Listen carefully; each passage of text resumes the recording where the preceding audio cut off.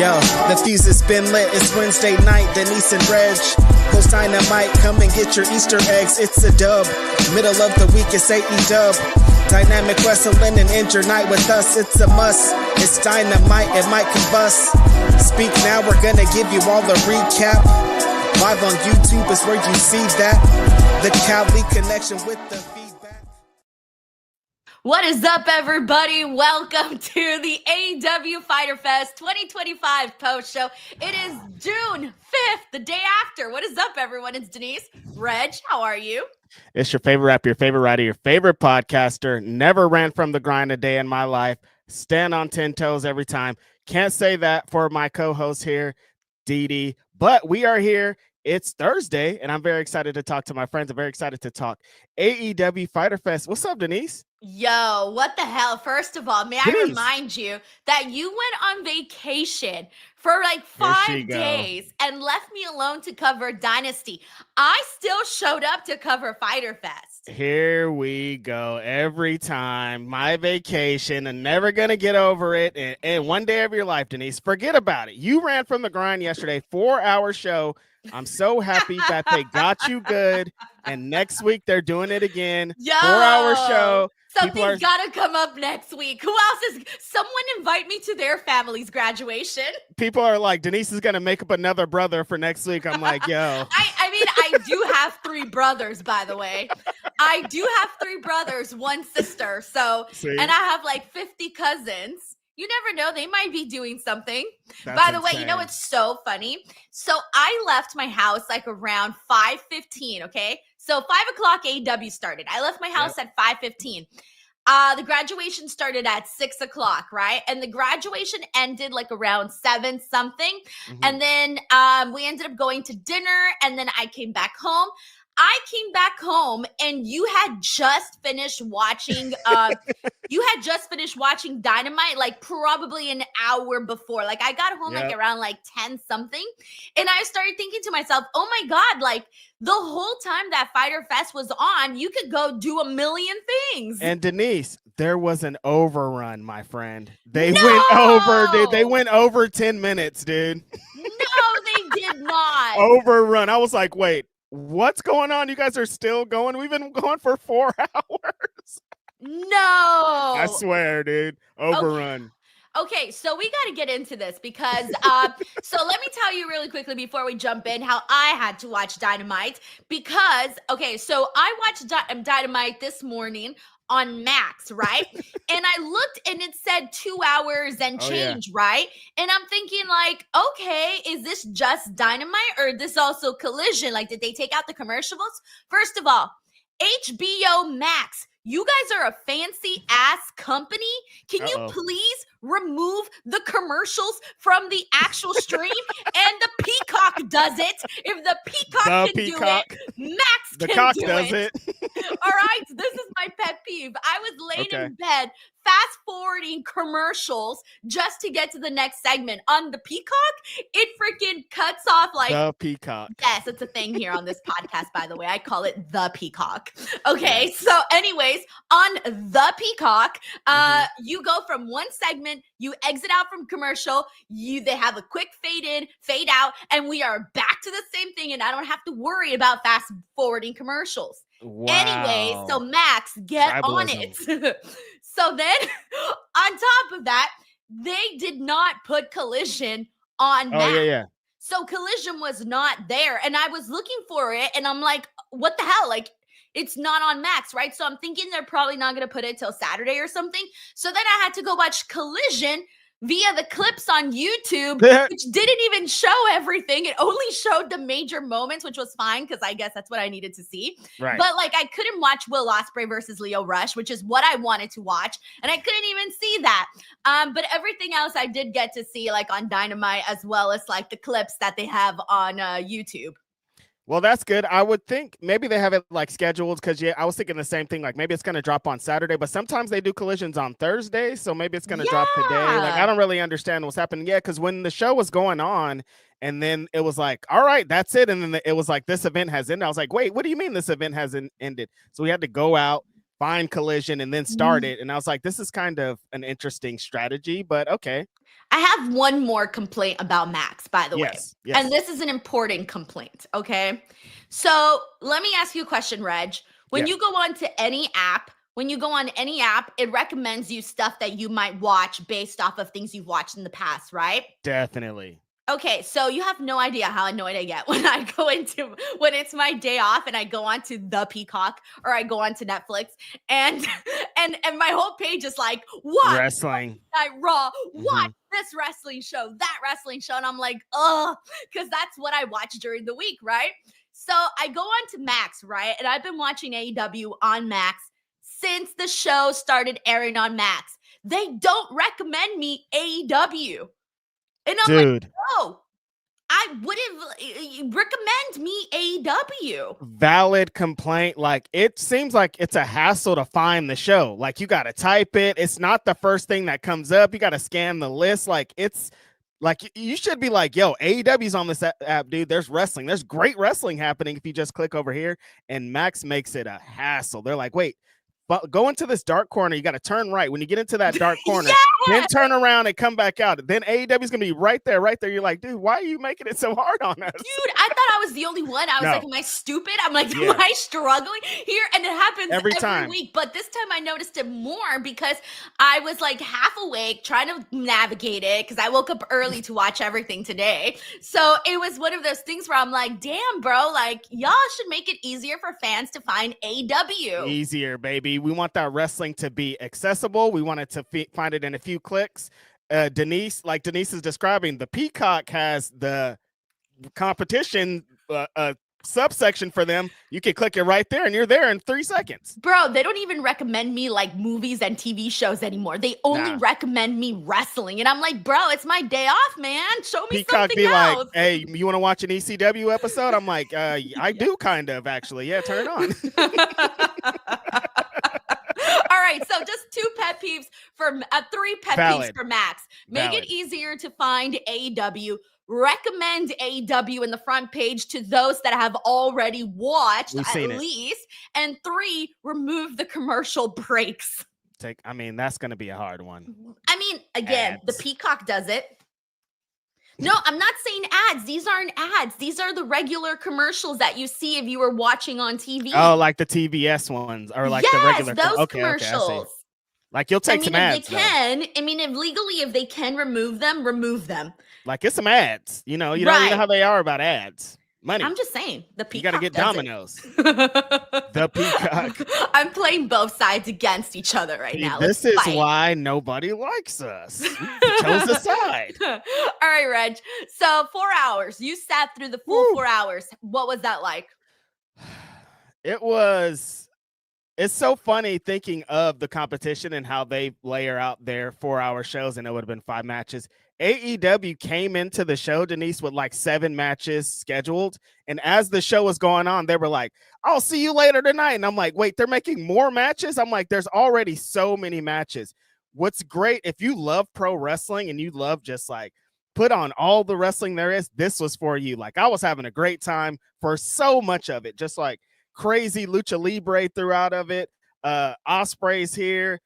Ricochet's talking stuff. Like there's so many elements of AEW that were in this that I love. The women's tag match was amazing. Like, I had a great time. So from somebody like me, and that's a lot of people that watch AEW and that are in our chat, the sickos were eating last night, Denise. We were like, yeah, this is great. Feed me more. Ryback. Shout out to Ryback. But I can understand, Denise, for people that are not sickos like us, and that for things that are extensive and that complain about the length of the pay-per-view, it probably was a long night for them. But for me, I had a great time. Did you notice any change in the crowd? Because I had someone tell me that they noticed that people were leaving at 2.5 hours. Yeah, I mean, like I said, not everybody that goes to wrestling events expect to be there that long, Denise. We've been at shows and people are like, you know what? I think I'm going to hit the old dusty trail, because sometimes if you start the day at blah, blah, blah, you've been in this arena for 5 hours, or you've been out for 5 hours. You're like, you know what, dude, I'm going to take off. So I understand people that are like, you know what, this is a lot of wrestling. You've been watching for almost 3 hours. You're like, I'm probably going to head out because I'm not a sicko. But for the sickos, like I said, it's lit. Okay, because that never happens for PLEs. Pay-per-views. Pay-per-views, it's so different. Like everybody stays for the entire The energy's thing. different, yeah. Right, but I have noticed it when like I've gone to Dynamite and there was a Ring of Honor taping right before, and then there's a Collision one, and then there's some bonus dark matches afterwards. That I have noticed where there would be left. Literally, the only people that were left were like the people that bought floor seats that wanted to get their money's worth. The freaks. That's the disadvantage, Denise, of filming on Wednesdays. That's what it always is. Like if Dynamite was on a different day, I feel like it would be different. People are coming from work already. Like it's late. Like they've had a full day already. So it's 9 p.m. their time, and you're watching some freak Ring of Honor stuff. Like that isn't enough for a lot of people. But I do love like they serve us freaks. You know what I mean? They don't care about that. It's sickos, baby. I don't care, man. I'll do 4 hours every week, Denise. Let's go. Get out of here, Reg. Don't even say that, all right? No, I know they're doing 4 hours next week. If all of a sudden AEW announced, hey, moving forward, we're going to do 4 hours forever, I would be like, all right, guys, thank you so much. This was a really nice journey. I was thinking you my blessings. And sayonara. You're just gonna start giving your little going away speech? That's crazy. You can't do a review show either. Like you're just done for good. Well, I just review the first 2 hours and then just feel like I expire after 2 hours. I would get it. I would understand. All right, well, let's go ahead and get into these super chats though. See what fans seen everyone on the show, because there was quite a few things here as we move forward into All In, as well as AEW Grand Slam Mexico, which is just about 2 weeks away now. So they're working towards several shows right now. And then, Summer Blockbuster next week. Man. So we got Sheldon Jackson here who says, Fyter Fest Dynamite home run, Fyter Fest Collision strikeout. TK needs to find the balance between Dynamite and Collision. We're beyond the point of TK passing the reins of Collision 2 to someone else. So look, for me, it's really hard for me to judge this one today, Reg, because again, for Collision, I watched the main newsy highlights. So from my perspective, I felt like there was more news that came out of the Collision portion of the show than the main portion of the show, except for I thought, well, because I didn't get to see the matches from Collision, only the matches on Dynamite. So I have a really weird perception of this today. So Reg, what was your perception? I think the only strikeout, and it's been talked about, I think one of our super chats is about it actually, is that they only had 2 women's matches in the entire 4 hours. Like that's like they had 2 women's matches and another women's segment, but like and one of them was the really short Thekla match. I watched that one. That one was so short they put the whole thing on Collision. Exactly. Yeah. On YouTube. So like combined, the women probably were out there for like, I don't know, 12 minutes out of that amount of time, which is insane. And I think that was my only thing that I was like, that's kind of crazy, because 4 hours, they have so many talented women. They could have had a battle royal. They could have had another tag match. They could have did anything in this position to showcase the women. And I think that's the only huge strikeout for me. Beyond that, Denise, booking a 4-hour show is crazy. Like, hey, we got all these talented wrestlers. How do you tell stories, but also do 10 matches and fulfill what TV needs, but also fulfill what the live crowd needs? Like, it's a lot. Yeah, so no, I was thinking about like the stuff that we saw with the women. I want to get started really quickly with the tag team matchup. That was so much fun. Can I just say Toni and Mina together, working together, was so like pleasing. I thought to myself, you know what? Would it hurt if moving forward they were kind of a duo for like a little bit? I don't hate, and I know they've obviously were friends for a minute, but I kind of liked it. I think that we are continuously moving towards women's tag team championships. Get out of here, Reg. I don't want that. There are Denise, not enough women's tag teams. Listen, and you're going to be like, there's 2. We need more than 2, Reg. Stop it. No, I can put it out there. I can name you 8 right now, but. Okay, fine. Tell me, how many teams we got? Listen, starting out with the one you just said is great. Listen, coming out of All In, the greatest professional women's wrestler in America of all time, Mercedes Moné, is going to take that championship from Toni Storm. She needs something else to do post that. And being in the women's tag division with Mina on her side doesn't sound like that bad of an idea, does it? Megan and Penelope, Anna and Ty now, Julia and Sky Blue. Yes. Red Velvet and Queen Aminata. I just made that one up. I was gonna say I haven't even seen them on TV. Because you what wouldn't are you watch. talking about? You wouldn't watch Ring of Honor. You wouldn't know. All right, 4 teams so far, Reg. You're out, Reg. Time's expired. The clock hit. Four teams that you just named right now. Listen, we're already cooking with that. And then you start making up. Listen, we put up together Stat and Willow. We get them back together. We cooking with fire. You know what always happens? Jamie Hayter and... Okay, go ahead. People always call for extra belts all the time. We get the extra belts. And then people are like, we have too many belts. I'm not a too many belts person. And I feel we do have too many belts.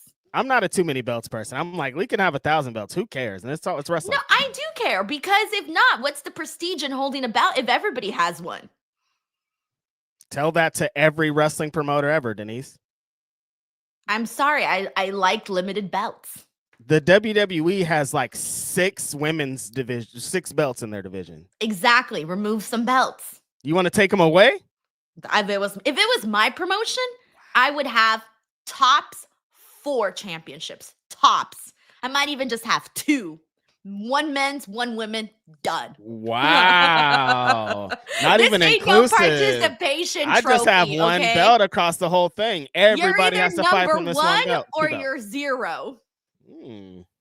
Denise does not care about feminism. That's crazy. I literally said 1 belt for men's and 1 belt for women. Yeah, that's it. Mm-hmm. All right, Red. Sorry, I cut you off. What else are you saying? But yeah, again, like finding balance between, I think, trying to showcase the women. Like I was just trying to pitch that because like maybe that'll get them more TV time. But 4 hours, Denise, what's going on here? I don't think there's because there's still this content. People are being like, oh, Tony Khan needs to have somebody else do this, or Tony Khan needs to have blah blah blah. The show is better when Tony Khan is cooking with himself, but that's some inside baseball stuff that people probably can't get too much into. So stop passing the buck off to people, I think. Thank you, Sheldon. We got Grapple Geekery here who says, if anything, tell Tony Khan, you need to do better. You guys need to be on his ass, not trying to get it like, dude, get into it. That's the way to do it. Not being like, hey, give the book to somebody else. No, but like, dude, we need you to blah, blah, blah this because this is your company. He'll listen to that more. I'm just saying. We got Grapple Geekery here who says, hope last night's super chat survived while I enjoyed. Wait, what do you mean by that? Hope last night's. Did you send super chats last night? Can they send when they're not on the stream? I don't think so. Okay, I might have to double check. But anyway, that was hilarious. What do you mean by that? I don't know. Okay, he says, while I enjoyed the women's segments last night, only 1 tag match and a squash in 4 hours is ridiculous, TK, says Grapple Geekery. I think in probably their mind, because they did the Anna Jay, Megan Bain, Penelope segment, I think they counted that as like 3. They did, and that's not fair.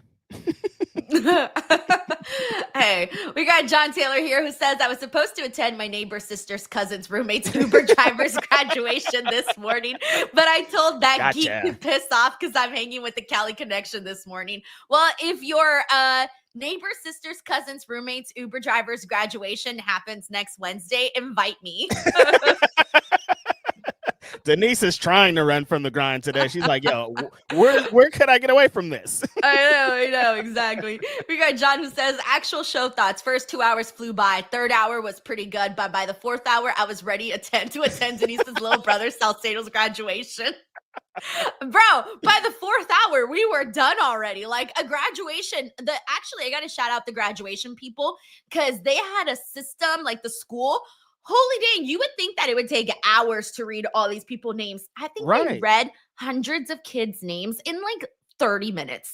Because you shocked me when you were like, we were done in like an hour. And I was like, they're never done that quickly. It takes so long to read all those names. No, dude, they had a great system. I was like, this is fantastic. My little brother was like somewhere like halfway.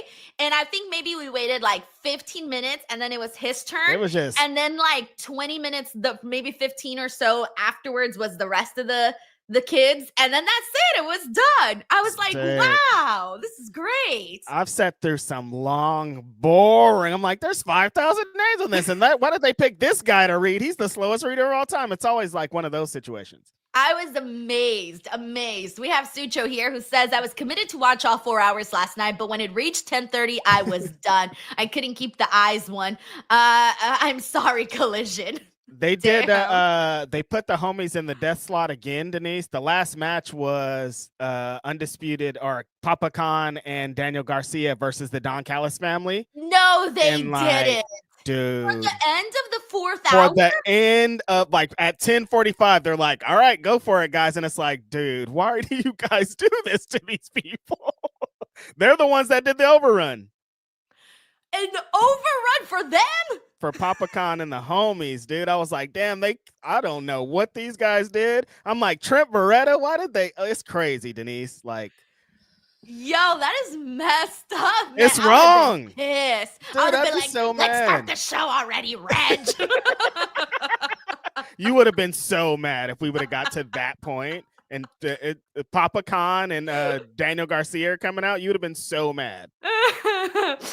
Instead, I was having the best peach lemonade of my life because I discovered the best peach lemonade of my life last night. Where's that? Shout out to Lucio's Barbecue. Oh, bro, peach lemonade. Do you have a Lucio's by your area? No, but I heard that Lucio's is that woman in the barbecue game. So I need some of that. I don't know. You don't know? You didn't eat any? I mean, I've been to Lucille's for like a million years in my life. Like, I've been a bunch, so I just see it as Lucille's. I don't know what Lucille's reputation is. It's bomb, ain't it? It was very good, yeah. And then they had the best peach lemonade. I'm telling you. I don't want to hear about the lemonade. I want to hear about the meat. Bro, the peach lemonade changed my life, Reg. Like, I might drive up to Lucille's just to go get a peach lemonade. Just for the peach lemonade? Did you this crazy? This is all you can think about. Reg, I chugged that to the point where I didn't even finish my food. I ordered a Nashville hot chicken sandwich, and I love me a hot chicken sandwich, all right? Yeah. That's my place, right? That's where I'm at, right? I ate like you, Reg. I took 3 bites, and it was all because I had been chugging the peach lemonade. I was like, I ate like you, Reg. Dude, I felt horrible. I left most of my food because I couldn't eat no more. And by the time I came home, Reg, my stomach was like this. It was so bloated, full of freaking lemonade. I came home. And I couldn't even suck my stomach in. It was just hanging. I looked like I got knocked up at dinner. Oh my God, dude. That was some bomb. How many refills did you get?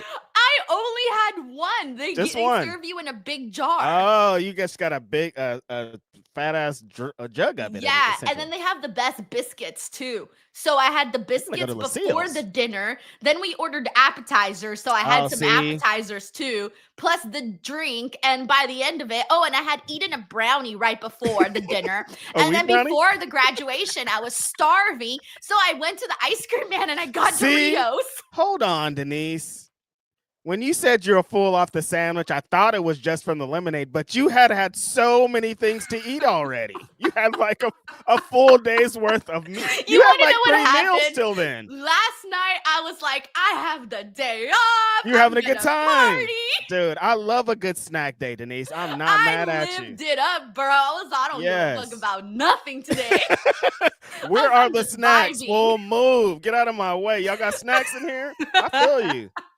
Those are the best days. You just forget about all your sorrows and you just like eat some Doritos. Exactly. That's how I lived last night. It was good. We got Grapple Geekery here who says we missed out on a 4-hour-long Leather and BJ's party with an overrun and after party. Sigh. Also, the Pillow Princess prefers the peacock, everyone. She said it. I heard it. She just prefers it on the show. That's crazy. Don't worry. 4 hours will be here next week. So get ready for it. Get ready for it. We're going to have a 7th inning stretch, bro. I can't wait. No, legit, we're going to have a 7th inning stretch. I'm going to plan it and everything. Just remind me. Please. We got Sleaze Boy here who says Mariah May's new finisher idea. She uses her lips and tongue to go inside the opponent's mouth to subdue them. I volunteer to get tested by her. Yo, you're wild and Sleaze Boy. Mariah May, of course, was in the headlines this week because she's now NXT. Considering that we know her very well around these neck of the woods. We've talked about her on the show a whole lot. Reg, I've said my piece. How do you feel about seeing Mariah over on NXT? And are you going to miss her on AEW? Least surprising thing I've seen in a long time. Mariah May was destined to be a WWE superstar. That's all she's ever wanted in her life. I think that in this situation, I've seen a lot of the Fed fans being like copium under like tweets of people joking. You're copium, like AEW. What does that even mean? Like your copium. They think that like since we're so sad that we lost Mariah May, AEW's dead. They're in the dumps. I'm like, dude. First of all, shut up. I'm happy for Mariah May. I don't think this is the end of the world. I don't think Toni fumbled. I don't think any of that stuff. I think that she was trying. She was, like I said, destined to go to the WWE. That's all she ever wanted in her life. I think everybody had a great partnership, a mutual agreement. Her and Toni did some of the best business that AEW has ever seen. Probably the best women's story that they've ever had. One of the best stories that they've ever had in their company's history. They did it. Toni's hotter than she's ever been. She's cooking. She's continued. She used that momentum. She's great. Mariah's also going to use that momentum in a different company. I'm not mad at it. Go over there, have fun. I was saying on Grapsity, she does in AEW, she's a big fish in a small pond, as in she does a WWE diva style old school type of deal. Over there in WWE, there's like 7 other women that do that. So it's going to be a different battle for her. And I'm excited to see how she does it. Yeah, we got Danny Beltron here, who says, my boy Righteous Reg officially made it to the Hater Rave Part 2. Ooh, were you in the Hater Rave? Let's go, baby. If you guys haven't heard, the new Hater Rave dropped last night, and the Brian Keith theme song is entwined in that bad boy. So I made Hater Rave Part 2. Shout out to the homie Mikey Ruckus, one of the best dudes in the world. Definitely check that out, you guys. I love that. Danny. Thank you so much, Danny. We got Gio here who says, damn you, Reg. My favorite boxers are the top best ever. My PSG French soccer club won the Champions League. Io Skye won the Women's World Championship. Your girl Mercedes killed my winning streak, bro. The best there ever was of all time, baby. Did you see her eating that steak, Denise? Yeah, that was very funny. I'm glad that they added those extra little touches because, you know, it's things like that that are memorable. And then afterwards, Toni trying to get the food and she's like shoving it in her mouth. And I thought it was funny because commentary was like, that's a lady. Dude, Toni Storm is so funny. Of course, like I was thinking the whole time, like Mercedes is not really getting that down on the steak. I'm like, Toni Storm is definitely going to take a gigantic bite of that steak. And then she goes right over to the steak and takes a gigantic bite. I don't know. I can't even really imagine Mercedes eating steak. I feel like she eats like totally different. That's what I felt too. I'm like, that doesn't really feel like Mercedes is going to be eating a big hunk of steak. But I think it relates to, remember she was on the Stone Cold podcast and she was like, I need to eat steak now. Like she was just like saying she's on a higher level than everybody else.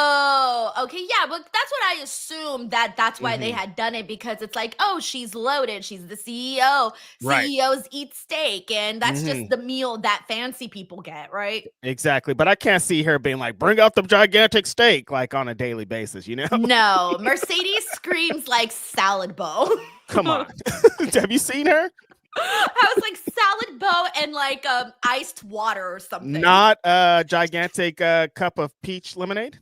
Not a gigantic cup of peach lemonade. Nashville hot chicken sandwich, brownie, Doritos, biscuits, and nachos. Hold on, Denise. And that was just from 5 and onwards. Okay, I ate before that too. And I'm the guy that like partakes and like gets high, because that was the stonerest meal I've ever heard. Like brownies, some Doritos, I had some Mountain Dew. I'm like, damn, Denise. That's just me, okay? I'm a Latina, all right? We love to eat, all right? That's a fact, though. That is an actual fact. Can confirm. Can confirm. I'm like, yo, hot Cheetos with cheese, bring it on. Let's go. We love to eat. Damn. But that's what it be like in like, it don't be like I like women who love to eat, but it be different in different races. No, I'm not being racist, but like Latinas will like rub on like nacho I love cheese. How you had to emphasize, I'm not being racist. I'm not being racist though. Not one person was accusing you of being racist. You know what I mean? I don't know. I don't know where this thing could go. But Latinos will grab on like some hot Cheetos and cheese and like some jalapenos and like the spiciest things in the world. I'm like, How though? Oh, dude, yeah. I gotta put jalapenos in everything. I'm saying, I'm like, it's already spicy though, girl. What are you doing? Yeah, no. You know my nacho jalapeno ratio? Crazy. It's I've one seen it before. jalapeno per nacho. Yeah, I've seen it before. I was like, Denise, I don't know. Can you get that many jalapenos? Like, I didn't know you could get that many. Yeah, you can. Like, this ain't no 5 chips and then a jalapeno. Nah, bro. This is chip jalapeno, chip jalapeno, chip You know how many chips? jalapeno. That means there's like 30 jalapenos, you guys. This is not a joke. Like 30 of them on her bro, plate. you know, I went out of my way so me and my husband love jalapenos, right? So we went out and we bought like a special jar for the like, you know how, okay, I'm sorry. You know how the jalapenos Special come in a jar? jar. But sometimes they're hard to get them out. Yeah, they are. So we ended up finding this mug that I got as a gift, like this really fancy mug. It has like a roof and everything. That is our jalapeno mug now. And it's great. We can easily get the jalapenos and it's lovely. That is our jalapeno mug now. Is the funniest thing ever. I'm going to show you our jalapeno mug. It's a SpongeBob jalapeno mug. It's SpongeBob's little house. These are 2 grown adults, you guys. They both have jobs.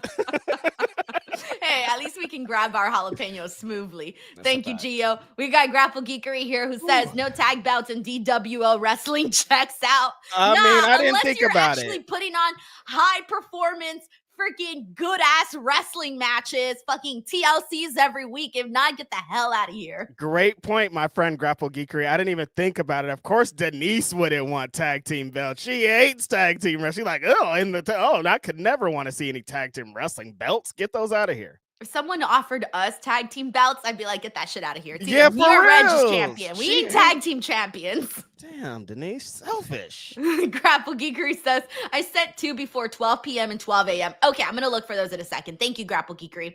We got Dave Cost here who says Kelly Connection, an overrun on a 4-hour show was the meanest thing TK has ever done. AR Fox may be bell to bell, one of the goats. Where the hell is my girl Willow, or women in general? I'm still tired. Yo, it seems like, do you think Tony's read was more of, oh my gosh, if we give them more wrestling, they'll be happier? Yeah, I think that he was just going in as there's 4 hours and I'm going to pack this thing with wrestling because the sickos like it. But like, even there's a line for the sickos, I think, Denise, on a Wednesday night. Like if you would have gave this on a Friday, a Saturday or Sunday, been way different. But there's people that like have jobs and stuff. And like, I understand. Yeah. Okay. We got John Taylor here who says, can we talk about the fact that last night's show was in Denver, which I believe is home to a certain WW. So an extra special show for Mr. Birmingham, specially crafted for his real best friend, Reg. So we're blaming the overrun on you, Reg. I saw some WW kids in the crowd having a great time in there. I was like, Denver, I love it. All the homies are out. The homie took some pictures with some famous people. I'm like, yo, it must have been pretty fun out there in Denver. You saw that, Denise? Wait, what? The homie WW, big double dub, took pictures. Oh, yes, he made sure to send me the picture. He was like, "Did you see my picture?" Did you see it? I just got home. Well, I don't know what you're talking about. And he sent me the picture flash faster than I can blink. He's so funny, dude. He's like, did you see this? Oh, no, you didn't? All right, here it is. Yes, that as well. He'll make sure you see it. I'm like, definitely. Okay, let me make sure to respond. All right, we got Meet Normus here who says, only Step Host will pull up to a barbecue spot for peach lemonade. Reg, like, get down there and give me a meat report. Bring Phil. He eats like a human. Actually, yeah, Reg ain't gonna eat shit, okay? Reg is gonna smell the meat and be like, I'm full. Smell the meat is crazy. Look, if there's some ribs, I'll definitely nibble on that bone, Denise. I don't believe you. Okay, let me see what else we got here. 1 second. I also pulled up the super chats, but we got Corey MacArthur here who says, bless Denise's heart. Snack day rules. Dude, snack day there's nothing better than snack day. I've ruined a couple of nights and days with snack day. Exactly. All right, and hold on. You made the brownie? Did we confirm that, or you got it from somewhere? Wait, what? You made the brownie, or you got it from somewhere? No, I got it from somewhere. We got David Primero here who says, hey, Denise, we used to have Lucille's Barbecue in Concord, but they closed. Also, do you think Thekla will be women's champ in the next few months? Where is Athena? It's too early for me to say because I think that right now with the way Mercedes is going, and I think right now there are certain women that I still put above Thekla in terms of, because Thekla just got started, so I'm not just going to have her skip the line. No, of course not. I want to see what she has to bring to the table first and see if to me, I want to see how she wins over the crowd after her buzz of being new to the company has either grown or decreased. We don't know. Yeah, I'm excited to see where she goes, but like Denise is saying, there's a line. Like we got I want to see Jamie Hayter, Stat, and Willow. Like it's a long line. Ties back. Like there's a laundry. Megan Bain. Like there's a long line of women that I think that are going to be there in the next couple months. But I think Thekla is going to add a great element to all of that and being a foe to a lot of those women coming up. So it's going to work out for her, but I don't think she'll be in Cheps in the next few months. And then also the super chats that were sent in earlier are right here. Crazy 101 says back-to-back 4-hour shows for the sickos. Okada versus Kenny at AEW All In. Let's effing go. And then we had Grapple Geekery who says, I'm running on caffeine, meatloaf mix, tacos, and stubbornness. So cool to see Ty back and Thekla wrestle in AEW, but I'm going to be a zombie tomorrow. He also says, wait a minute, you guys didn't stay up till 10 p.m. in Cali. It's midnight here. Sigh. Well, I'll try to tune in at lunch tomorrow. Sleep well. I love that. Thank you so much for sending these in before the show even began. But let's get into Okada versus Kenny at AEW All In, because this is something that the fans, we had kind of known was going to happen for a while, but we just didn't know. We had known the second Okada was going to come in that it was going to happen. And once we figured out, okay, this is happening for All In, great, because they've been teasing this for a long time. But yesterday, it was the official confrontation as well as the match has officially been announced. Do you think this is going to be as good as what they have done in the past in New Japan? That's a loaded question. Do I think it's going to be as good as what they did at, like, many consider the greatest professional wrestling matches of all time? I can't say. It's going to be very different. Before we get into that, let's talk about the international championship match that took place. That was so good. Between the international champion Kenny Omega, Mascara Dorada, who was, oh my God, on fire. I was jumping up and down watching this guy tear it up. Brody King and also Claudio. This was probably the match of the night as far as like stakes go and what it represents. And, we don't see Kenny Omega that often wrestle these days. So to see him on TV was amazing. He was, okay, first of all, the theme, Kenny, listen, GOAT. Like I just said, many consider you with this match that you had, what we're going to talk about, the best that there ever was, the bar, the standard. Meltzer broke the scale with that. The theme doesn't match those vibes. It's like, I'm waiting for something to kick off. I'm waiting for it. Like, it's like, oh, Kenny's here. And then it's like, this sounds like a cutscene from a video game, which I'm sure he was like, that's the vibe. But like, it doesn't feel like you're ready for battle. Like after this son of a B, Roman Reigns destroyed so much in pro wrestling. Everybody wants to have these big epic entrances, and I'm with you, but they have to like feel like there's going to be a fight. And I don't feel that with this new theme. That doesn't take away from who Kenny Omega is. He's GOAT. He's on Mount Rushmore. Greatest of all time. When Battle Cry used to hit, though, it was lit. That's just a little rant. The match, though, super duper fire. I think Brody King continuously getting these opportunities is glaring, and every time he does it, he knocks it out of the park. The way that he dominates, and I always say feels like a 90s All Japan wrestler with his power bombs and his neck drops are scary. He looks scary. His entrance is awesome. Like, he's from California. Like, he just represents everything I love about pro wrestling. Mascara, the Lucha Libre flips in this. Claudio taking the spots. He's one of the best base, I think, in pro wrestling. The way that he took a couple of these Hurricane Ranas and things off the ropes, I was blown away.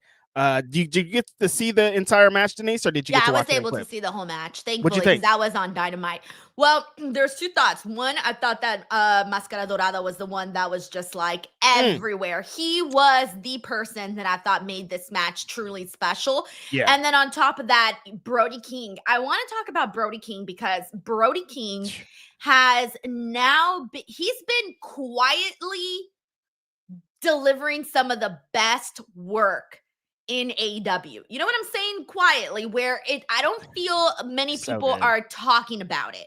Like they recognize it, but it's not like a fully blown conversation online. Because it's not like Mark Briscoe. Like I feel like him and Mark Briscoe are on the same boat. Because Mark Briscoe doesn't quietly have great everybody's like, Mark Briscoe's amazing, and they don't. They should be like that for Brody King too. So I hear right. So I started thinking to myself, okay, what can be done here to further grow Brody King? Because out of this match, it was a reminder, or not a reminder, but I think more so I wanted to see something come out of this because Brody King is consistently in these good matches. Okay, you should probably do something with that. One of the things that you said is like, he's a big, scary dude. That's the selling point to me. The selling point is that he's scary. I know that if anybody steps into the ring with him, it's going to be their chest is going to be pink by the end of it. They're definitely going to be feeling it the next morning. And I want them to further grow him as a singles performer. Like, I feel like I always expect Brody King to be in the match, but not be the star of the match. Like, you know what I'm saying? Like, he's not the feature. He's not the person that they're trying to move forward. He's just in there for the good matches, but he's not in there for his story to continue to be moving forward. Now, I started thinking like, okay, well, ever since Malachi Black left Alistair and, you know, he's no longer part of the House of Black, we haven't really seen that many segments with the House of Black all together. Like, they're still a thing, right? I don't know. I think I have what the idea is for Brody King. It's like right there. It's in everybody's face. This guy's the lead singer of a hardcore band. He has a band, God's Hate. And like they're crazy. They've had wild things where Darby Allin's thrown up and he's like throwing them to the crowd. Have his band play him to the ring one time and he fucking does his thing. People are gonna go insane. And then he gets right into the ring and goes crazy. That's the way to do it. Just show who he really is. That's really the way. That's how he got to AEW, by being this hardcore guy that's crazy, gets into the ring. He's crazy. He gets on stage. He's throwing people around. Show that guy on TV and we're out of here. I have an idea. Okay. So after we're done with Jon Moxley and Hangman Page, what if we had, so here's the thing. So I want House of Black to be, have, Brody King front and center and have them continue to do their thing, right? Like try to revamp that, see what that looks like without Alistair. Okay, cool. So do that. Then after Moxley's done with Hangman, I would like to see the Death Riders and House of Black, with House of Black being the cool version of what the Death Riders were supposed to be, and have them do it right and cool, and have them basically end, or at least get one over on the Death Riders. Okay, so let's connect segments here, because also in this show, the Hurt Syndicate with Max, they did a promo, Denise, and MVP was talking some shit. He's like, look, Bobby and Sheldon are those guys. Pretty much what we talked about on the show. Nobody can beat them. They're big and bad. They'll beat anybody's ass. MVP was calling teams out, and he was like, yo, if you want it, come and get it. I thought someone was going to come out right at that moment, and nobody came out. And I thought, proving my point that there ain't nobody to come out in that spot. Just saying, Reg, if there was somebody there, they would have came out. They didn't have anybody. Nicholas, Matthew, the fuck are you guys doing, dude? What the fuck, man? He said, where's the best tag team? And you guys are in the back sleep. Get your ass out there, dude. But yeah, that's a different than what the point that I'm making. How would you feel if the guys to beat those guys were Brody and Buddy? And then beat the Death Riders afterwards? Cool, I'm good with that. Yeah, like they just make them look like something, like you're saying. They're just big, badass dudes, right? If you were to ask me which team I'm most interested in, is it the Hurt Syndicate? Is it the Death Riders? Is it the House of Black? Based off of the individual matchups that I've seen Brody have, and the individual matchups that I've seen Buddy have, and the individual matches that Julia has had, and when it's specifically for the men, obviously, I care more about the House of Black. I think that they're the most, they're more interesting, but the problem is that they have to remind us that they're even a group right now. I don't know if they are, because Julia still has like all the aesthetics, and her theme is great. Never change her theme. So it feels like they're connected, but she's over here with Skye, so I don't know. And then I don't, when's Buddy? Where is he? I don't know. I think Brody will be fine without them. Just like Give them a Yeah, win. but if Brody without them though is gonna stay in the exact same spot if they don't do anything more with him. Yes. We need to hear him talk. What's he about? Go out there, cut a promo, do something. Put that band out there, have this fool rock out before a match, and people will go crazy. I'm telling you. Listen to me, somebody. You know what would be super cool? Okay, now I'm overthinking. I'm overthinking this whole We're doing thing. too much. We're doing too much because I was hearing you say the band and I was like, yeah. And then my brain was like, what if we have all of like this? We have like a mosh pit section in the show where everyone just like gets in, kind of like with Nick Gage and ECW, dude. Yeah. Where everybody just starts going crazy and everybody knows when his entrance comes out, that's the thing that you do. Like if everybody just started doing a little this or something. Everybody's rocking. Fools are punching each other. Somebody maybe not a mosh pit. Okay, it's maybe wrestling. What do you mean? Come on. A headbanging thing. No, a mosh pit, dude. Wrestling. Have a bunch of wrestlers in the mosh pit. You think they're gonna allow a fucking mosh pit with the fans, bro? In those arenas where they don't even let you freaking move one seat over or else they check up on you? I didn't say nothing about fans. We're having no, wrestlers. I was thinking the fans. I don't want to see the wrestlers have a fucking mosh pit. You're not gonna know that you don't know who you're gonna think they're fans, but they're gonna be wrestlers. Fool. Yeah, okay, but even if you do see the wrestlers, let's say they get local talent to do them, the fans are still gonna mimic and then they're gonna do their own. Have you been to a wrestling show? Fools don't even stand up. They're not gonna mimic. Maybe 3 people. Depends on where it is, definitely too. Like, okay, see, that's lame to me. I think the fans should do a mosh pit. You got to be in the right spot for that, though. You know what I mean? That's what I'm saying. Make it a designated section so that people know if you buy your ticket in that section, see, that's you're doing the Brody King mosh pit section. Now we're in the weeds. You're gonna get lawsuits and all these things. But yeah, bring the band. All right, see, man, like wrestling's too freaking corporate now. We can't do nothing, Denise, man. you're right, dude. Damn. It pisses me off. People curse, we gotta mute them. We take a naughty sign, we gotta take it away. That's what it annoys me when it's the crowd. I'm like, you can't let the crowd say something. Come on, dude. Like, you get a little too excited. There's a security guard being like, back it up. You know what I'm saying? I mean, as long as you don't go too crazy, don't be crazy. Don't be touching people unless it's the designated mosh pit where you all sign legal waivers. Unless it's the designated mosh pits. But yeah, sometimes I see my promotion would have a goddamn designated mosh pit. I like your designated promotion mosh pit. But yeah, sometimes I see people just having a good time at the show and the security's like, hey, I'm like, they're just having a good time. They're not even doing anything. Were you? Oh, no, you weren't there with me. It was Phil. That was the show you didn't go to see Brian and Brian and Will and Dynasty. That day, I was sitting front row, so there was a barricade in front of me, right? And I had nachos, and I was not eating during the match because I was so interested in it. So I put the nachos down on the barricade, and I was like, whoa, feeling the match, like, doing my thing. I completely forgot my nachos were on the barricade. Security comes during Brian versus Will to come tell me, Denise, well, he didn't say Denise, but he was like, can you move your nachos from there? And I was thinking to myself, do you not see that I'm so invested in this matchup? You couldn't come to me when I was half asleep on a boring matchup. You got to come in this matchup right here to tell me to move my nachos. You're ruining the mojo, bro. I was so mad. And I was like, yes, I'll move the nachos. You should have been like, look, the fact that I'm not demolishing these nachos tells you how crazy this match is, dog. I'm focused on the match and not the nachos. And I'm like, yo, okay, like, you're telling me that in this whole ass arena, not one person is going to drop a nacho. Like, if I would have dropped a nacho, was it truly going to be the worst thing ever? Sorry. I don't know how we got here. I don't know how we got back to nacho. We got Sucho here, says, with AEW doing 4 hours last night, we're going to see WWE do Saturday night's main event into NXT PLE going on for 5 hours. Oh, God. Well, I mean, this Saturday, it feels like there's a 40-hour show because you got Worlds Collide, 1 hour break, and then it's Money in the Bank, and then you got the press conference afterwards, and then, I mean, there's already a lot happening. 4 matches on the show, though. Then for All In weekend, you have All In. You have Great American Bash. You have, I keep forgetting the other show, and then Evolution. Like, you know what I'm saying? And why do I keep forgetting the other show? The other show just keeps leaving my head. Saturday night main event also, isn't it?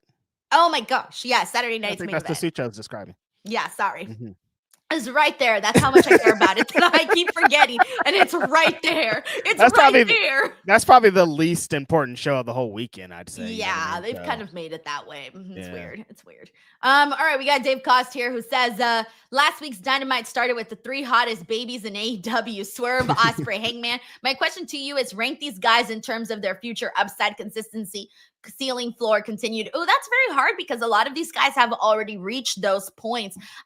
Swerve was just there as champion, had a magical moment with Bryan Danielson at All In. Ospreay is the one that we're still waiting on to see his, crowning moment, but Hangman's about to get that at All In. It's just a matter of when you see all 3 of them said and done. Well, Hangman's been an AEW champion before, but I think this run will be better. So at the end of when we actually see all 3 guys with their AEW championship, I think that's when we'll be able to see that. But no matter what, like, all these guys are going to have different legacies, because when you think about like 20 years from now, when Ospreay, is most likely no longer wrestling, or Hangman or Swerve, people are going to look back at Ospreay and be like, yo, no one had the work rate matches like a guy like Ospreay. So every guy, you're going to look back at his legacy a little bit differently. Like, I don't feel like I could really rank these guys because they're all so different and have different strengths. But my number 1 in this list is Ospreay across the board. So, but in terms of legacy, everyone kind of is going to leave a different mark. Yeah, I think it's a lot in what you're saying there. I think that Hangman will be the first one to retire, because I think he's gonna be like, I'm good here. I think he's gonna have like a couple more AEW title runs and be like, I think I did it. Like, he just feels like one of those wrestlers, like it's gonna be like soon he's just gonna go off and just be a dad. He just gives those vibes to me. But I think he's already built a great legacy. Like, when we think of what AEW is to this point, he plays a gigantic role in the development of that. So, like, he's always going to have that. We're going to talk about him and Swerve forever. Swerve, I don't know if I can say my controversial opinion at this point, because people are going to be on my ass. But, like, what I represent and what he is, he's probably number 1 of all time. So I don't even know, like I don't know if I could say it, Reg. You don't have to be around the bush. I don't know if I can make a biased list, because, like, at this point, like, Swerve is probably the greatest black wrestler there's ever been. And, like, I don't know if I could be biased about this or unbiased about this, because I'm like, he's number 1. But I know a lot of people are not going to agree with me in that case. But biasly, Swerve is going to be number 1 for me. But I think when we look back in history, Ospreay has like 50 5-star, like, legacy. His resume is going to be unmatched compared to all 3 of these guys. So I think it just, like you said, it's 3 different things. Right. And also, since we're on the topic here, Swerve and Ospreay are having their second match together in AEW next week, Summer Blockbuster. And also, we had a confrontation today with Hangman and Jon Moxley. Finally happened. How'd you feel about that, Denise? Goes back to my point about how it should have been Hangman and Ospreay. Go back and watch that clip, Reg. There was no reaction for that stare down between Hangman and Jon Moxley. And if you guys don't believe me, it's because you sat through a full 4-hour show, send our confusing reactions. Go to the YouTube clip. It's up right now. It's up right now. Go to the YouTube channel on AEW and go watch it and tell me what reaction you heard when you saw Hangman and Jon Moxley staring across the ring from each other. I will tell you, it was nothing. And then I heard for like 4 guys chanting cowboy shit. How many weeks ago was it? Like 2 weeks ago, 1 week ago, when we had Swerve, Hangman, and Ospreay, all these 3 guys here that Dave mentioned. Reg, remind me, what were the fans chanting when those 3 guys were in the ring together? Holy shit. Okay, now remind me what the fans were chanting when Jon Moxley and Hangman were staring across the ring from each other. That reaction right there, nothing. I'm sorry, but I was literally eating breakfast today watching that, and then I thought, oh, it's Jon Moxley. And then I thought, oh my God, no one said anything. Like, there was no reaction. You messed me up right there when you brought up the stare down that they had, because they were chanting. Fans were like, just seeing them in the ring together. Just seeing them. And it wasn't the same reaction for Mox and Hangman. Why do you think that is? Because they don't like the Death Riders. And then, there was one criticism that I do have too. At the top of the show, Will Ospreay said, "You want to know why AEW sucks? Because you're champion." And I'm like, bro, don't tell people that the company sucks, bro. Probably shouldn't say that. This is the reason why we suck. No, I probably wouldn't. I told my husband about it this morning. I was like, I do have one criticism. This is my first criticism of one of Will Ospreay's promos, because dude's like the wrestling apple of my eye, bro. The dude does nothing wrong in my eyes, right?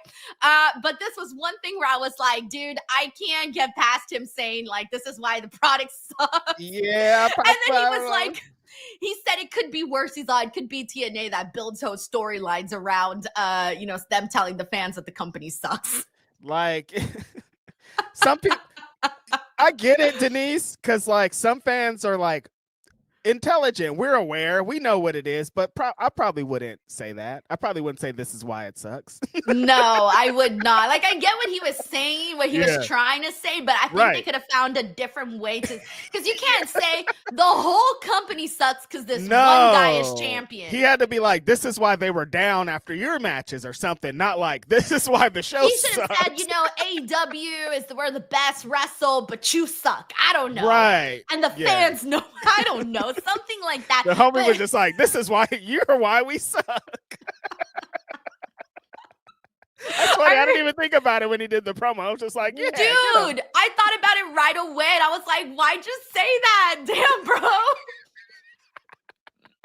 But he's rallying, Denise. So bad. You know how his fans are. His fans are aware. They know. They're in the know. So like they know. That's what they're saying. Not that AEW sucks, but they're like, that part, we didn't like it. Like, we're upset after the Death Rider stuff. Yeah. We got Dave Cost here who says, for me, Will has the highest floor and consistent performances. Swerve has the biggest star potential and swag, and Hangman makes me feel the most. Oh, I like that. That's a really good description of all of those guys, Dave. Thank you so much, man. We got Meet Normus here who says CEOs don't clean their plate. They take a few bites and let us poors handle the rest. That steak was overcooked and Toni definitely spit some out. People were talking about the overcooked thing. Everybody's like, that steak looks horrible. That blah, blah, blah. I'm like, you guys are some meat eaters. You recognize meat like that? The funniest part when Taz was like, oh, that's a shoot steak. No, it could have been a fake steak, Taz. I don't know. Oh my gosh. If it would have been a fake steak, everybody would have laughed because that shit would have been moving all funny and shit. A shoot steak. Dude, Taz is so funny. Yo, you know what though? Like, if I ever become super rich, like a millionaire, I'm not going to be a steak eater. I've never really been into steak. Like, me neither, Denise. It's not I don't really know why. It's like, I like a meat, big piece of meat. Yeah, it's like some carne or some tri-tip. Like I like tri-tip. Tri-tip's good. Yeah. Tri-tip, I'm all over it, but like a porterhouse with like not really. No, I don't know. I think for me, it's just the form, the texture. I think, and the way it's served. Like, I like my meat in slices, like a baby. Cut it for me. Cut it for me in little slices. I don't want no bones. Like, I can't even eat ribs because it comes with the bones. I don't like the bones. You don't like ribs or wings, Denise? Wings, I get boneless. I know. Judge me. I've been judged for this before. I know. Even when I eat chicken, I don't like the breast. I like the drumstick, like a little baby. What is wrong with you? The other day, my husband made, what did he make? I forgot what it was. Was it chicken or was it meat? He made something, chicken, right? Or was it meat? I don't remember what he made, right? He made something. And I'm like, oh, this is so good. I didn't know it looked like this when you got it. Oh, it was chicken. It was chicken breast. But when I got it, it looked like huge, right? Like this huge piece of chicken breast. And he told me like, oh, I'm going to make that for dinner today. And I was like, oh, okay, right. And I was already imagining myself having to rip it apart. Then he serves it on the plate and it's all beautifully cut and it's only the chicken. There's no funky stuff in there, nothing. And I was like, wow, this is amazing. And he was like, it's because I sliced it up. And he's all, I cut it all nice for you. Because he's your husband. He knows. I don't like, I will stop. Have you ever eaten a piece of chicken, Reg? And it's so good. But then you look inside and there's like something black in there. And you're like, what is this? What is this nasty thing in my chicken? I will stop eating the chicken. I'm like, I can't eat this no more. There's just something weird in it. I can't eat it. Like, it's this really weird thing. Like, I get easily grossed out if there's something weird in my food. You're like, when I saw it was a big piece of chicken, and I was like, imagining myself tearing it apart. I was. That's where your brain went to. You're like, damn, I'm gonna have to tear this chicken apart. It's because I don't like the animalistic. I'm gonna have to be. Oh my chicken God, like that. Dude. All right. That was a journey, dude. Your brain is so funny, Denise. You're like, how am I gonna rip this chicken apart though? Like, I just Oh man. Thank you, Meat Normus. We got Corey MacArthur here who says last night was not the same watch along withdrawals, but next week 4 hours with Denise and the righteous one Reg. Are you ready? I was wondering, I wonder if people are missing us right now. We got to come back to a babyface pop, bro. I want to get a Stone Cold Steve Austin reaction when we return. Come out raising the roof and shit, slapping hands. Yeah, no, there were some people that are like, where are you guys? Why didn't you do this? And I'm like, this is all Denise. She ran from the grind. Wild. We got John Taylor. Thank you, Corey. John says, AR Fox is always over when he wrestles. More AR Fox and bigger matches, please. Yeah, dude. Like, I feel like it's funny because I feel like exactly what John says, where he always does great matches, but doesn't go anywhere beyond that. Like, I feel like AEW is just like, yeah, he's just the good matches guy. That's what earlier when you were talking about Brody King and you were describing him, how like consistent of a TV wrestler he is. And I was like, damn, there's like 5 or 6 other AEW specific guys that like fill that role that are just amazing TV wrestlers, and they put them into these slots where they know they're going to destroy it, but they never really get like the big wins. Like AR Fox represents that, Brody King, Mark Briscoe, Takeshita, he gets wins, but he's starting to kind of not. But he represents like, if we need a great TV match, put this guy in there. Like, there's a bunch of these guys in the company, but they were gonna have to start rewarding them, I think. Yeah, but then there are some guys that you kind of know are kind of just the good workers and they're good hands to have, and that's how they see them. Yeah. I fear that that's more where AR Fox is slotted in, unless he starts to show like an I mean, I can't tell you anything about AR Fox's personality. I don't know his personality. Last night I had an idea, because this is probably a match that Denise didn't watch. They made a ROH TV title 4-way with Sammy, AR, Nick Was that Wayne. on the show? This was on the Collision show. I didn't see Sammy, blame AEW for that, bro. They didn't put the matches up. Oh yeah, Sammy, AR, Lee Johnson, and who was the other guy? I just said it. But yeah, Nick Wayne, the champion. They had a 4-way match, and Ricochet last week was like, hey, I'm looking for some people. I'm going to be scouting. Made all these things. I was talking about it online. A couple of people were like, oh, these are some suggestions. What about these guys? Lee Johnson and Blake Christian were some people that they said. Lee Johnson was in this match. Ricochet was on commentary during the match and looked very intrigued with Lee Johnson doing his thing, so he might represent that. But AR Fox was also in this match, and I was like, what if AR Fox was heel? Because we liked him when he was heel with Swerve. What if he was heel standing next to Ricochet? I don't even remember him being a heel with Swerve. Remember they beat up Nick Wayne and bloodied him? He was there? Yes. I don't remember him being there. That's the whole I'm thing. Sorry. I don't remember him being there. I remember that's Nick AR Wayne Fox up. and Nick Wayne's thing. Like remember you pulled up a Swerve and you were there. That was AR Fox. Oh, okay. Sorry, I don't remember.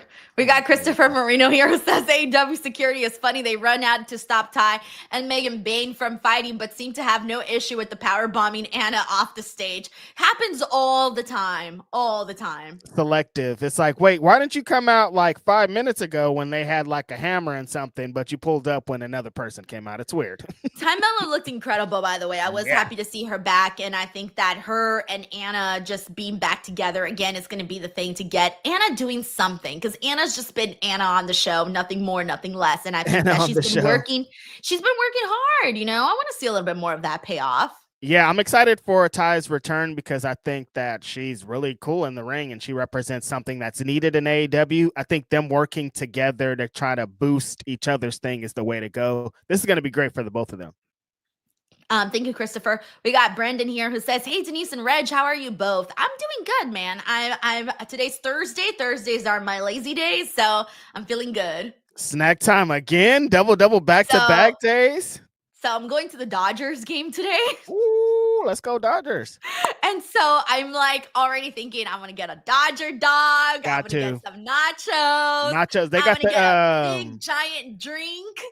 They got the you get the nachos in the helmet with the thing, so or you can get ice cream in the helmet too. Because Alex, Queen of the Ring, is going with me too, because she's actually flying in right now from New York over here. Let's go, the homie. Yeah, so she's in the air right now. And so whatchamacallit, I told her, I was like, girl, because she was the one getting the tickets. I'm like, can you like please let's get our tickets in the all you can eat section. So every time I go to Dodger all you can eat section. How do you not know about this? Yeah, so every time I go to Dodger Stadium, it's right field pavilion. Right field pavilion is the all-you-can-eat section. And I've sat there like a zillion times, and I haven't gone in like 2 years or maybe 3 or 4 to Dodgers. I don't think I've been to a Dodger game since before COVID. Yeah, me neither. Same here. It's been a long time since I've been to the Dodgers. What can you all eat in this section? I'm very intrigued. Hot dogs, nachos, peanuts, like literally everything. It's the all-you-can-eat section. They got brews too? I don't drink, but I think so. Like, I got drinks. Ooh, in LA? People, it's dangerous. This is a dangerous thing in LA. Them people are crazy. It's not. I got a bunch. Nothing ever happens. At the Dodger game? Trust me, the only people that find themselves in problems at Dodger Stadium are people who are looking for problems, and they're usually drunk idiots. Yeah. That's on them, bro. You want to be a drunk idiot? You go be a drunk idiot. But if you're not a drunk idiot, you go and you have a great time. I've never had an issue at Dodger Stadium. Dodger dogs, I gotta pull up. Yeah, I should probably see if they have that at the San Francisco Stadium. I don't know. Anyways, so yeah, I'm gonna be vibing today. By the time you see me tomorrow, I'm gonna be like, brr. You're gonna be full of dogs. Get Denise another dog and some nachos. We got Danny Beltran here who says, "Thank you so much, Danny, for this generous super chat." He says, "Just wanted to shout out the Kelly Connection for always doing these shows. I always look forward to listening on my way to work the next day. You guys have the best vibes and chemistry. Would love to do something like this." Oh, that is so sweet, Danny. Thank you so much, man. I really like that people enjoy our show. And, I don't know. It always feels good when someone says they like what you do, right? Yeah. Thank you so much, Danny, for the generous super chat and the great and kind words that you say here. Yeah, it's always so funny with Denise because it's such an easy show to do. Like, even when today I'm like, this is 4-hour show. There's no way we're going to get into each and every moment of what happened on that. But like, it doesn't matter because it's like, we're going to find something dumb to talk about. And we found a show to talk about nachos and like just random things because that's what it is. But that's so fun to me. Yeah, I'm like, what are we gonna do? Spend 4 hours talking about a 4-hour show? We can't, you guys. Come on. Nah, bro, it's too much. I think people would hate us if I was like, all right, now let's talk about this one. It's been 3 hours, and Denise is like, and then I'm like, girl, turn this off. And then referee stoppage, and actually, we do got to talk about that, by the way. Referee stoppage and Jon Moxley, Mark Briscoe. It was actually a very fun match. But before we get to that, though, Danny, thank you so much for the generous super chat, the kind words, and I hope you have a good day at work. Thank you, Danny. And go for it. Now, Jon Moxley and Mark Briscoe. This was fun, actually. I had a good time with this one, and I like that. I feel like Mark Briscoe, you said he's one of those guys, too, that has been putting on, good matches, too, but isn't, it's different now, right? Like, it's different. Yeah, I don't know how to explain it. I really don't know how to explain the Mark Briscoe dynamic on the show. I feel like he's just a gem on the show. He's like a gem. That's probably the best way to describe it. During the match, which I thought was awesome. This was legit one of my favorite Moxley matches. I'm like, you know what? Maybe I like Jon Moxley, but no, it's the work that fucking Mark Briscoe does. During the match, they were talking about it. Ian Riccaboni was on commentary also with Excalibur, and they were like, Mark Briscoe's entire career is being a tag team wrestler. Like all he knows is like being out there having these great, amazing matches with his brother Jay, who sadly passed away. Like he's only been a singles wrestler for like less than 2 years. So like he's still growing as a singles wrestler, but like throughout that entire time, he was having amazing, some of the best tag team matches of all time within the last 20 years. He knows how to wrestle. Like he knows all the spots to be, and he knows what to do, but he's continuously putting it together as a singles wrestler. And like I said, this is one of my favorite Moxley matches that I've seen in a while. It's so funny because Moxley built this reputation of being this guy that bleeds in all of his matches. He hasn't bled in so many matches, but now Mark Briscoe, anytime there's a match, it's 5 minutes in and he's busted open. That's how this was. It's because Moxley has moved into this super villain, like he's the world champion, so like things aren't. Wasn't he bleeding in the Samoa Joe match? Well, Samoa Joe's different because he be, bro. So he's moved on from bleeding. It's been 2 weeks since there was a cage, Denise. There was a difference. You can't just bust him open in a regular match. 2 weeks since Moxley has bled. I'm just saying. That's not moving on. Tell me when it's been 6 months to a year. Moving on is like he's doing it every week. He don't be doing it every week, though. He had to. That was a cage, Samoa Joe, the things. But yeah, he bust Mark Briscoe open, which sounds kind of crazy also when I say it out loud. But Mark Briscoe's bloody because this is so funny. I was like, damn, I like even Death Rider shenanigans because Wheeler Yuta and Marina were out there and they played a role in bloodying up Mark Briscoe and getting some heat on him. But by the time he started to make his comeback, which Mox had dominated him for a lot of the match, he's like just beating, with punches and strikes and chokes and all this, just keeping Mark Briscoe down. But by the time Mark Briscoe finally made his comeback, the crowd was so into it because they hate Yuta so much. They're chanting, "Fuck you, Yuta," and all these things, that when Mark Briscoe finally made his comeback, the crowd was lit. They had a great kind of finishing stretch, but it's Mox. He can't beat the world champion, so he ended up getting the referee stoppage. I thought it was a super fun way to start the show in a wrestling match for him. Yeah, I feel you with that one. I had a good time with it. We got Christopher Marino here who says, "Morning Denise is whole different vibe over nighttime Denise, and I love it." It's a fact. Honestly, I'm in my I don't give a fuck era right now. Era? That's where I'm at. I'm done giving two shits about anything. Oh yeah, I forgot. This is like, yeah. Oh yeah. IDGAF era. I remember things that happened. I was like, oh yeah. Look, I'm in that era too. Okay. Remember they got us fucked up, Denise, remember? Oh yeah. Remember they had us fucked up? No comment, Reg. No, you wanted me to say it. I just want to say it. I just wanted to make sure we were thinking about the same thing. Do they got us fucked up, yes or no? Yes. There you go. Anyways, I'm in my IDGAF era. We got Margie Love here who says, "Hi, Cali Connection. So happy for a daytime live that I can join. 4-hour show is mostly great, but there should have been more time for the women." Margie, thank you so much. I'm so glad you can join during the daytime. I really wasn't sure who was going to even pop into the show because I'm like, it's Thursday. People got jobs, Do people have jobs? Things. What are jobs? That's at work, so. No, honestly, you guys are all lucky because a lot of you are like working from home and like cool. So like, lucky you. Yeah. It's so crazy how many more people work from home now ever since COVID. So, it's useless to going to the office and congesting up the traffic. So shout out to all y'all that get to do that. Bro, sometimes I want to just go out and like talk to people because I don't be talking to nobody. Until you go out there and then you're like, oh yeah, people are nuts. They want to. I talked to one person last week. It was the ladies at Flame Broiler. That was it. And it was the extent of, "Do you want water?" Because I walked in and I was sweating and I was like, "No, okay. I just need to order food." Oh my God. Hey, you got to talk to people though, for real. This isn't a bit. What people am I going to talk to? You need to get some friends. I work from home. That are not in the wrestling business. Where are your friends at? What do they do? I don't know. Other stuff. I don't know. You need to set one day aside a month to go out with your girls, have a girls' night. But they work, Reg.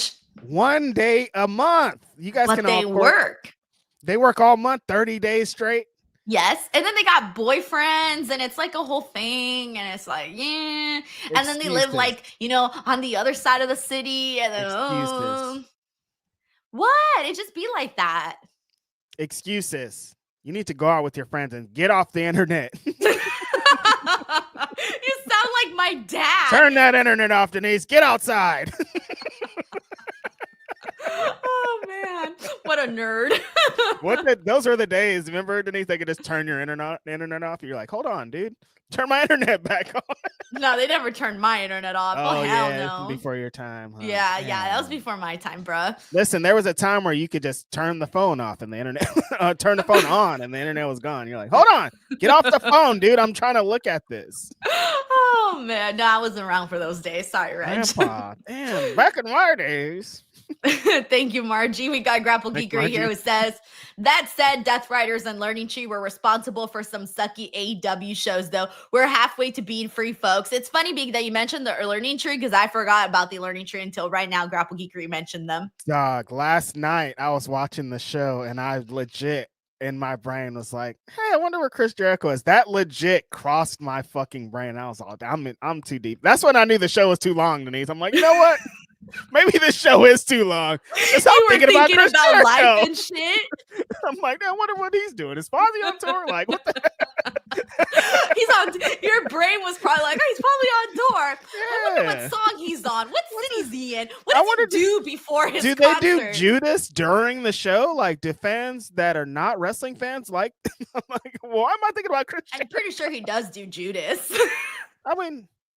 Why wouldn't you? It's a popular song. I'm pretty sure even the non-wrestling fans. No, I don't know if it's not popular with not wrestling fans. What if he's like, no, our fans hate that song?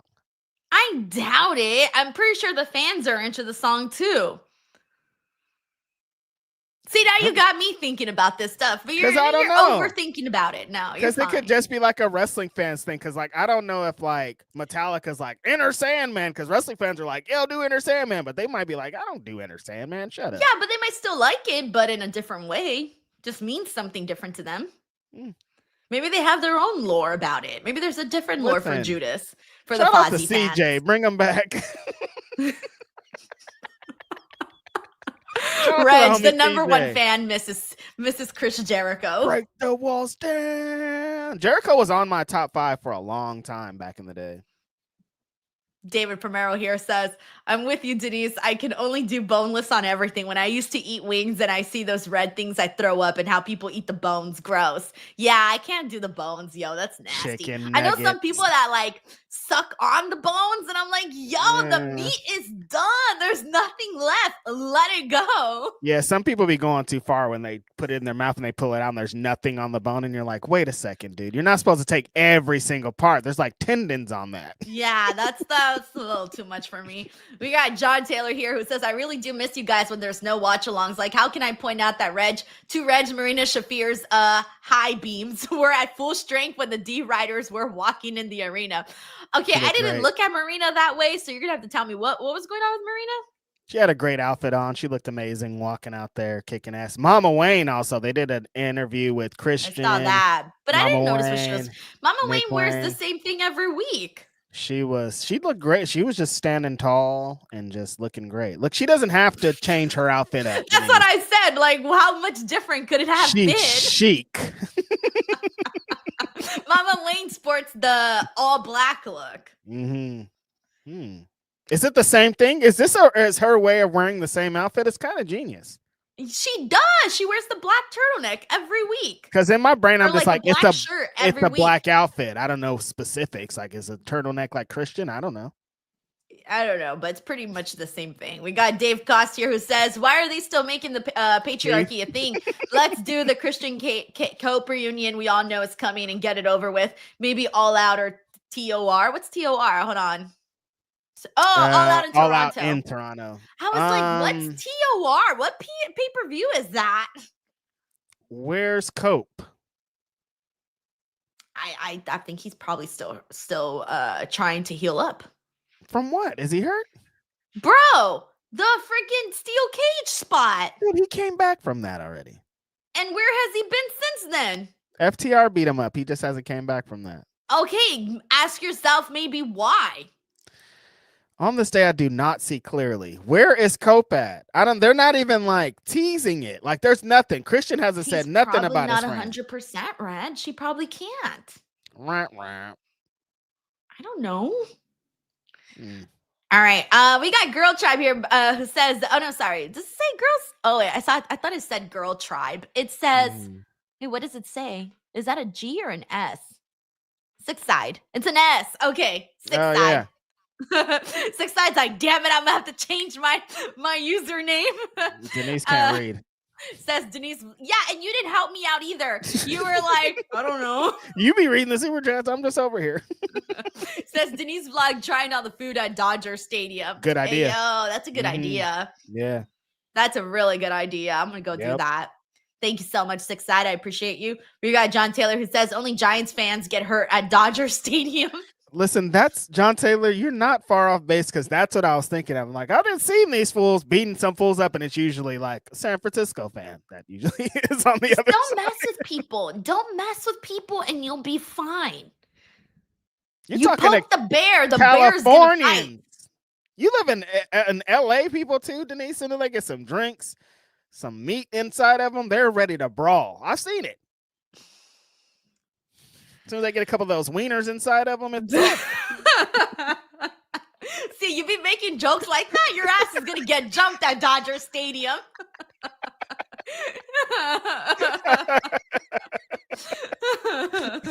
With your little fucking Paul Frank socks and suspenders, they're gonna be like, leave my socks alone. I put those socks on the other day. I'm like, Denise is such a hater, dude. Why should you be hating on my socks? I was gonna say, what's his name? You always hating on my socks, dude. Oh my gosh, what's his name? From Family Matters, the Ezekiel? No, Ernie. Oh my gosh, Ezekiel. What is it again? Urkel. Oh, Ezekiel. what is it? What is it? What's her name? It's his name, Ezekiel. Urkel. Did I do that? I'm Ezekiel. Reg, they're gonna be like, who the fuck is this Urkel ass over here with his Paul Frank and suspenders? I'm like, hold on, it's actually Ezekiel. Listen, don't hate on my socks, Denise. Those were a gift. What? They have polka dots. I like polka dots, you little hater. I'm dying. The funniest part, though, is that people don't realize that you fold your pants all the way up so you can see at least like 6 inches of the socks. Listen, you got to see what kind of socks I got on too, Denise. Why you being a hater? Listen, I got these gifted Paul Frank socks. I need everybody to know. I was dying. And women's like when you have cool socks. You pull some cool socks out of some cool shoes. Like you're in there. Yo, I don't know, but that was hella funny. All right, we got Brandon here who says, oh, also, I'm already up to more than 1,000 views on my first YouTube video. I hope when you know fully how it works that I will be as awesome as you both. Oh, that's so sweet. You'll probably, dude, keep going, man. That's a great start, man. Really great start. Getting to 1,000 is a lot. It really is. Grapple Geeker here says, listening on headphones, writing a game for work. See? Oh, I told you. People be listening at work. It's great. Damn. And Me Normus here says, boneless wings are nugs for bougie adults. 1 star. 0 stars, honestly. Get these chicken nuggets off the stage, man. Where's the bone at? Bone in, baby. Wild. Daniel Robledo says, USA Fest, 1 at Dodgers and Stadium, 1 at Yankee Stadium with red, white, and blue ropes. Jericho versus Amazing Red. Schlack? I don't know. Schlack versus Brody King. Is this real or you just made this up? No, Jericho versus like, Amazing his Red. fantasy booking. Yeah. Oh, I like it. Okay, and then Schlack and Brody King in the death match. Yeah, I think I'd like to see more death match Brody. So yeah. Thank you, Daniel. And we got Grapple Geeker here who says that steel cage match was a while ago. He came back from that and had a whole feud with the Death Riders and a concerto from FTR since then. Yeah, but what I'm saying is that maybe he wasn't like fully 100% when he did come back, or maybe he thought he was, but then he wasn't. Because when was that? It's been a minute. It's been 2 pay-per-views, right? Was it Revolution? Bro, I'm telling you, I saw him do an interview with somewhere where he said he could barely walk. Oh, that's right. He did say that he's like after his matches, it takes him like weeks that's to what recover I'm saying. You're all here making it seem like I'm crazy. Bro, I saw what I saw. Do the Edge and Christian match, Edge and Christian. We ain't playing with y'all. We also got Amir F here who says Ospreay and Surf versus Hurt Syndicate. I'm sure that could happen down the line. I want an established tag team that's going to stay a tag team to beat the Hurt Syndicate. I mean, we did have a Hurt Syndicate little confrontation with backing up MJF when he confronted Will. Yeah, I did like that. I liked that too. That actually felt kind of cool. Yeah, right. Of them, there's backstage with MJF and Ospreay, which I also liked. That was kind of a cool bit, Denise. Of the whole show was making it that like Hangman Adam Page is a badass though. Like Ospreay is like, essentially, we got to get behind us. We got to get behind Hangman because none of us can beat him. So Max comes in and Max is like, you're talking all that shit and trying to get behind Hangman because you know after he becomes champion, you're not going to be able to beat him. And then Ospreay saying the same thing. He's like, dude, you're scared of Hangman anyway. You know you can't beat him anyways. I love that everybody's just like, Hangman's the big bad wolf. We need to actually get on his side because we can't beat his ass. But then for like Ospreay to talk some shit and the rest of the Hurt Syndicate, which we haven't really seen them. We've seen Max standing beside them, but we haven't seen them like come to bat for Max. And this felt like them being like, hold on, Ospreay, like that's our boy. Like you might have to get beat up back here. That shit was really cool. Might have to jump your ass, brother. What's up? Oh my God. And we got John here who says, my boss makes $1, I'd make a dime. So I listen to Kelly Connection on company time. You spitting too. That's what's up. Hey man, I'm just saying. I was just what is it? Bars. The boss is always the one getting rich. That's how it works. That's Denise right now and me over here for my little. Oh yeah. Oh yeah. I was gonna say, you really want to tell that to this boss out of all your bosses? You don't think maybe you should tell this message to another one? You went too far already. You went too far. You immediately crossed the line. No TNA. John Taylor, thank you can't so be doing much. morning shows. Denise is too much. No, she has Wait, too much am I energy too up much? there. Am I more in the mornings than at night? It feels like it. I'm like, no, Denise is shooting in the morning. What's going on here? You drank some coffee, huh? This is crazy. Damn. All right. Okay. Before we wrap up the show, we got one more super chat here who says, wish I could take a lazy day too, but unfortunately I have to tune into TN. Sorry, Trick NA. Wrestling is a blessing and a curse sometimes. Hey man, if you like it, you do you, man. If you want to tune into what you need to tune into, Sucho. I mean, as long as you're not, I mean, it could be worse, right? It could be like tuning into something crazy. That's what I'm saying. Like we could be doing a lot worse than like staying at home and watching wrestling and like not being outside doing crazy things, or even staying inside and watching stuff on the dark web. Because there's some. Oh Jesus! You guys. And there's so many videos on the internet that are just of death. And I'm like, I don't want to be freely seeing people die. Like, I'll just be scrolling like Facebook. What happened to the days when they would like blur people dying? Dude, they don't do that anymore. You just be scrolling Facebook and you're like, oh, there's a dead body. I'm like, what? I don't want to see this. You know what? Actually, so I was right now when I was watching AEW on YouTube, I got an ad.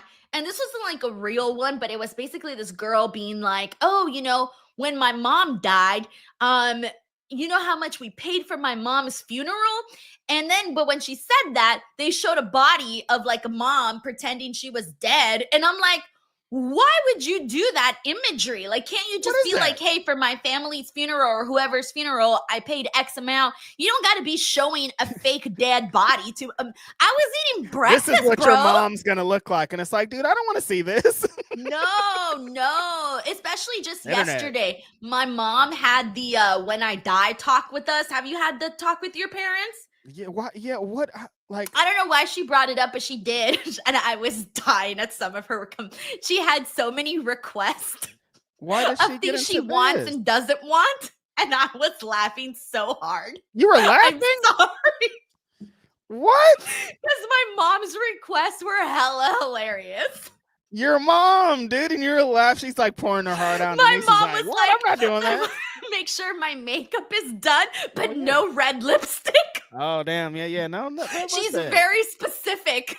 And then she said some other things that I will not repeat. Shout out to your mom. She's going to be fine in that I'm not even gonna finish. Oh, you're I'm disgusting. sorry, dude. I'm sorry.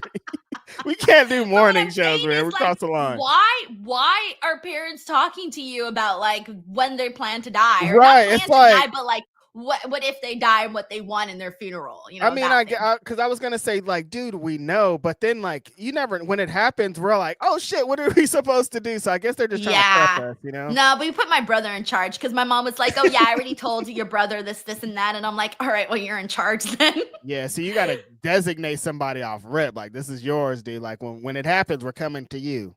No, bro. This was just out of nowhere. Oh, because your brother graduated, so there was some vibes. I don't know how the conversation came up. I think it was one of those things. I don't remember how the conversation. Yeah, I got a kid graduating. Shit's crazy. I should probably. No, it came up a different way. I don't remember how it came up, but it just came up in the conversation, and I was just like, I was just quiet in the back laughing. And aren't you the oldest? Yeah. Come on, Denise. You're telling me as an example. She's in the back laughing. Oh man. Well-rounded Leo says, I don't enjoy AEW, but I still watch it. Secret about wrestling fans, we watch other shows even if we don't like the style. I've always known that because I know so many people that dislike AEW, but they know everything that happens on the show, who everybody is. They'll talk to me about it and I'm like, don't you hate AEW? And they're like, yeah, but this is why, and it's a whole thing. Some wrestling fans just want to, like, they'll take the good, the bad, and the ugly. They want to be informed. Some people, that's what I like with the tribalism. There's some people that are informed on both sides and have like arguments to support all that. It's the people that don't watch the shows and like, this is why that show sucks. Like, I'd rather you be like, I watch it and I hate it than like, I don't watch it and you're dumb for watching it. Right. Hamburger Helper here says, I'm super excited for July Dynamite 300, Dynamite Garland, Texas, GCW, StarCast, and finally All In. And of course, first time in Texas. Love you guys, LFG. Hamburger Helper, that's hella cool. I'm glad you're going to go to the show too. I think it's going to be a really fun experience. Thank you, Hamburger Helper. We were talking about barbecue earlier, Lucille's. You going to Texas, Hamburger Helper? Definitely get some barbecue. When I went there, like I still be thinking about that Texas barbecue. Shit's bomb. We got John Taylor here who says, Reg be like, Denise makes $1. I just smoke dimes on company time. You feel me? You smell me?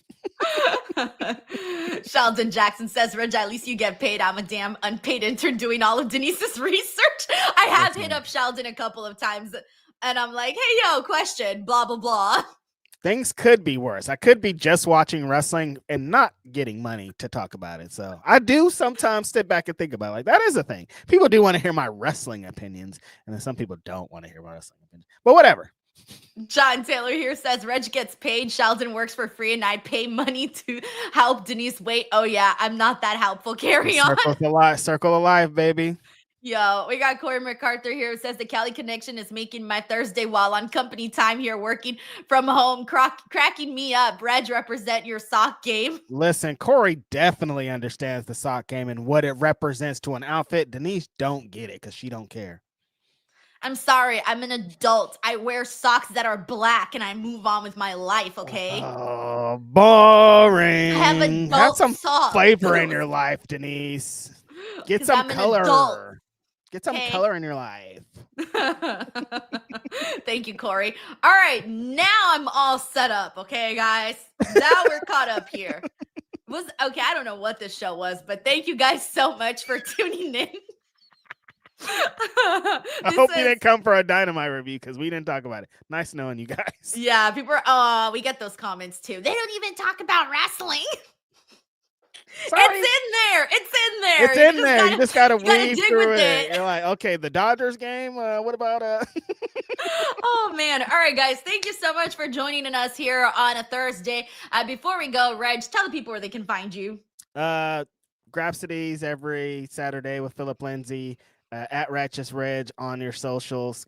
Please follow the Grapsity account on YouTube and also Righteous Reg on YouTube. We're trying to establish some things over there. And every Wednesday, next Wednesday, I think you can find me for 4 hours with my friend Didi. It's going to be great. Yeah, it'll be great. John Taylor says, Denise feel like I'm an adult as she munches candy hearts. Yo, that's a fact. I love candy hearts. Yeah. What's wrong with you, Reg? You don't be living it. Cardboard. or This is chalk. good cardboard, fucking sugar cardboard. I'll take it. Chalk is what I was thinking of. Oh, candied chalk. Sugar chalk. That's hard to say. All right, John, thank you. All right, guys, thank you so much for watching. Please do not forget to subscribe here to the channel. This weekend, I will be here on Friday for a SmackDown conversation. I don't think I'll be here for Worlds Collide or Money in the Bank. I think I will be at both shows. Haven't completely decided, guys. It's been kind of just too hard to decide to do anything. But either way, thank you guys so much for tuning in. Please check out all of the videos that go up here on the channel. There are a bunch, guys. Interviews, original content, you name it, go scour. Please go to the Facebook page. I'm about to hit 5K on Facebook. So if you guys haven't gone to the page there, go there, spam, hit a bunch of likes, comments, literally anything, just so that Facebook can recognize me and start pushing out my content so that I don't have to be begging for followers. So Denise Salcedo, Denise's version. All right, guys. Thank you so much. Bye, everyone. Peace.